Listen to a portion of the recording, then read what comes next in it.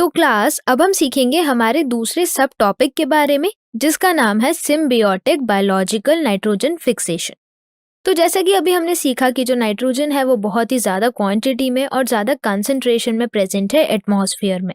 पर कुछ ही ऐसे लिविंग ऑर्गेनिजम्स हैं जो इस नाइट्रोजन को यूज़ कर सकते हैं और वो कुछ ऑर्गेनिजम्स में आते हैं हमारे प्रोकैरियोट्स।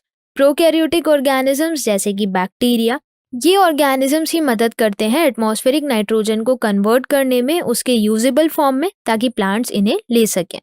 तो सिम्बियोटिक रिलेशन समझने से पहले हम यहाँ पर सीखेंगे बायोलॉजिकल नाइट्रोजन फिक्सेशन। जैसा कि हमने पिछले पार्ट में सीखा है कि जो बायोलॉजिकल नाइट्रोजन फिक्सेशन है उसमें कुछ बैक्टीरिया मदद करते हैं नाइट्रोजन को बाइंड करने में, और ये जो बैक्टीरिया होते हैं ये नाइट्रोजन को कन्वर्ट करते हैं अमोनिया की फॉर्म में, और इसलिए हम इसे बोलते हैं बायोलॉजिकल नाइट्रोजन फिक्सेशन।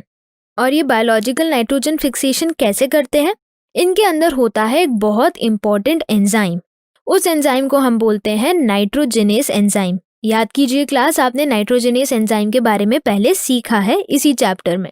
तो जो नाइट्रोजिनेस एंजाइम है वो इन बैक्टीरिया के अंदर प्रेजेंट होता है और इसलिए हम इन बैक्टीरियाज को बोलते हैं नाइट्रोजन फिक्सर्स। तो ये जो नाइट्रोजिनेस एंजाइम है ये ट्रिपल कोवेलेंट बॉन्ड को तोड़ने में मदद करता है जो दो नाइट्रोजन एटम्स के बीच में प्रेजेंट है और उसे कन्वर्ट करता है अमोनिया की फॉर्म में। तो ये जो नाइट्रोजन फिक्सर्स होते हैं ये दो तरीके के हो सकते हैं।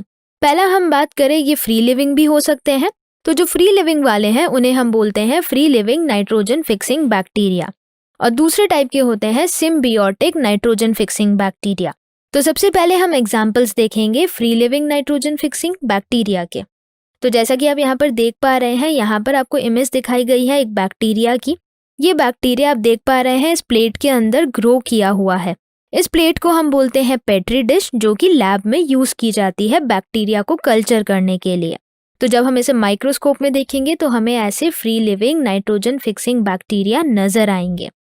तो एक्चुअल में ये कुछ इस तरीके से नजर आते हैं।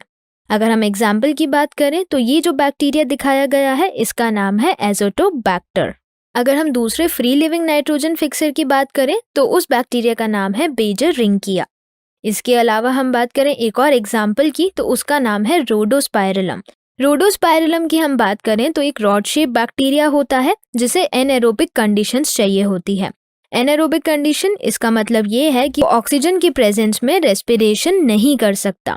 तो रोडोस्पाइरलम के बाद अगर हम एक और एग्जाम्पल को स्टडी करें तो वो है एक rod shape free living bacteria जिसे हम बोलते हैं बैसिलस। इसके अलावा हम कुछ साइनोबैक्टीरिया या ब्लू ग्रीन एल्गे की भी बात करते हैं। उसमें से एक इम्पॉर्टेंट एग्जाम्पल है एनाबीना, और उसके अलावा एक और इम्पॉर्टेंट एग्जाम्पल है नॉस्टॉक। तो एनाबीना और नॉस्टॉक ये दो इम्पॉर्टेंट ब्लू ग्रीन एल्गे हैं जो कि नाइट्रोजन को फिक्स करने में मदद करते हैं। तो जैसा कि आप इस इमेज में यहाँ पर देख पा रहे हैं, यहाँ पर आपको नोड्यूल दिखाया गया है जो कि एक तरीके से नॉस्टॉक बैक्टीरिया का हैबिटेट है। तो ये नॉस्टॉक थैलस स्ट्रक्चर को जब हमने माइक्रोस्कोप में स्टडी किया तो उसका स्ट्रक्चर हमें कुछ इस तरीके से नजर आया। तो ये तो थे कुछ example free living nitrogen fixing bacteria के। अब अगर हम बात करें सिम्बियोटिक नाइट्रोजन फिक्सिंग बैक्टीरिया के बारे में, तो ये काम करते हैं एक अटैचमेंट बना के, एक ऐसा रिलेशनशिप बना के प्लांट की रूट्स के साथ, ताकि नाइट्रोजन को कन्वर्ट कर सके यूजेबल फॉर्म में।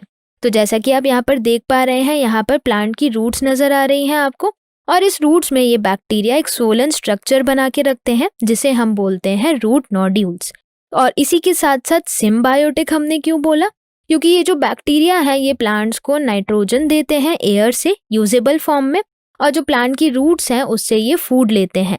तो दोनों ऑर्गेनिजम्स आपस में बेनिफिट हो रहे हैं, किसी को कोई भी नुकसान नहीं हो रहा है, इसलिए हमने इसे बोला सिम्बियोटिक नाइट्रोजन फिक्सेशन। अगर हम इस रूट नोड्यूल्स के स्ट्रक्चर को देखें तो वो हमें कुछ इस तरीके से नजर आता है लेग्यूमिनस प्लांट्स में।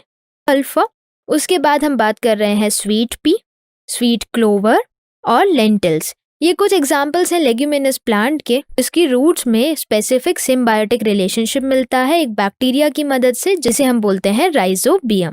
इसके अलावा कुछ और एग्जाम्पल्स अगर हम देखें तो जैसे कि गार्डन पी यानी मटर, उसके अलावा ब्रॉड बीन्स, और एक और एग्जाम्पल है क्लोवर बीन्स। तो ये बहुत सारे एग्जाम्पल्स लेग्यूमिनस प्लांट के हैं जो कि सिम्बायोटिक रिलेशनशिप शो करते हैं एक बैक्टीरिया के साथ। तो जो मोस्ट कॉमन एसोसिएशन है लेग्यूमिनस प्लांट्स का बैक्टीरिया से वो नोड्यूल्स की फॉर्म में होता है। नोड्यूल्स क्या होते हैं? जैसा कि आप यहाँ पर देख पा रहे हैं, नोड्यूल्स छोटी सी आउटग्रोथ है जो कि रूट्स पे ग्रो करती है और धीरे धीरे साइज में और नंबर में बढ़ती जाती है। तो हमने बोला कि जो मोस्ट कॉमन एसोसिएशन है रूट्स पर वो नोड्यूल्स की फॉर्म में होता है। इसके अलावा हम बात करते हैं एक और एसोसिएशन की, जिसका नाम है Frankia Alnus Symbiosis. Frankia Alnus Symbiosis की अगर हम बात करें तो ये एक ऐसा बैक्टीरिया होता है जो कि नॉन लेग्यूमिनस प्लांट जैसे कि एल्नस पे ग्रो करता है। जैसा कि आपको यहाँ इमेज में दिखाया गया है, ये उसका एक रूट नोड्यूल दिखाया गया है जिसके अंदर ये फ्रैंकिया बैक्टीरिया हमें मिलता है। इसके बाद हम बात करें दोनों ही बैक्टीरिया जैसे कि राइजोबियम और फ्रैंकिया, ये दोनों फ्री लिविंग होते हैं सॉइल में, यानी ये फ्रीली रहते हैं। पर जब हम सिम्बायोन्ट्स की बात करें तो ये नाइट्रोजन को फिक्स करने में मदद करते हैं प्लांट्स के लिए। तो अब हम यहाँ पर एक एक्टिविटी परफॉर्म करेंगे। एक्टिविटी के नाम से तो आप बहुत खुश हो गए होंगे। चलिए देखते हैं क्या एक्टिविटी है। एक्टिविटी आपको घर जाके परफॉर्म करनी है, जिसमें आपको क्या करना है, आपको एक प्लांट को, जैसे कि कोई लेग्यूमिनस प्लांट आप ले सकते हैं, हमने इतने सारे एग्जाम्पल्स देखे हैं, उसे जड़ से उखाड़ना है यानी अपरूट करना है। लेकिन ये काम हमें करना है फ्लावरिंग से पहले, यानी जो प्लांट आप उखाड़ेंगे जड़ से उसमें फूल नहीं होने चाहिए। तो जब आप इसे निकालेंगे, अपरूट करेंगे, तो उसकी रूट्स कुछ आपको ऐसी नजर आएंगी जैसा कि यहाँ पर आप इस इमेज में देख पा रहे हैं। अब हमें क्या करना है, हमें इस रूट नोड्यूल्स को कट करना है धीरे धीरे। जब हम इस रूट नोड्यूल्स को कट करेंगे तो हमें अंदर कुछ इस तरीके का स्ट्रक्चर नजर आएगा।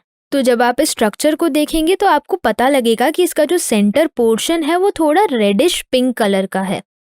तो क्या आप सोच सकते हैं कि ये रेडिश पिंक कलर का क्यों है?